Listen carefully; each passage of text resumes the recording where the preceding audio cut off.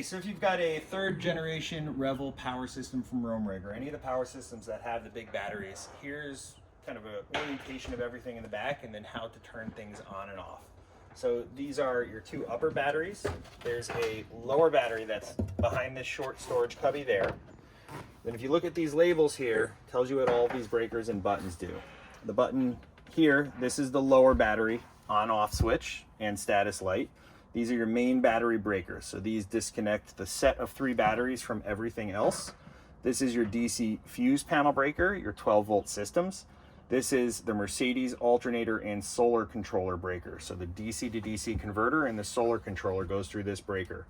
So if you were going to store your van, what we always recommend for people is to just shut everything off. So you'll notice that if I shut these 2 big breakers off, the light in here is going to turn off. That's because I'm disconnecting the batteries from everything.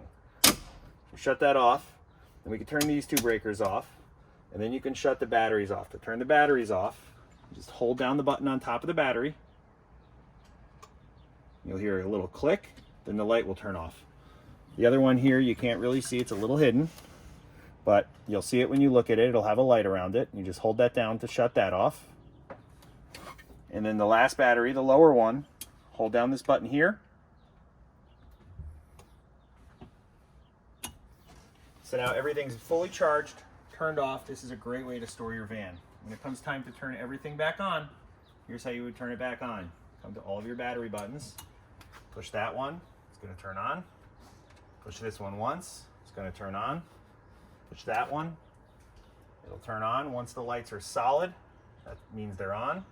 And then we could turn these breakers on in any order, it doesn't really matter. I'll turn the big 250 amp ones on, and they can go on one at a time.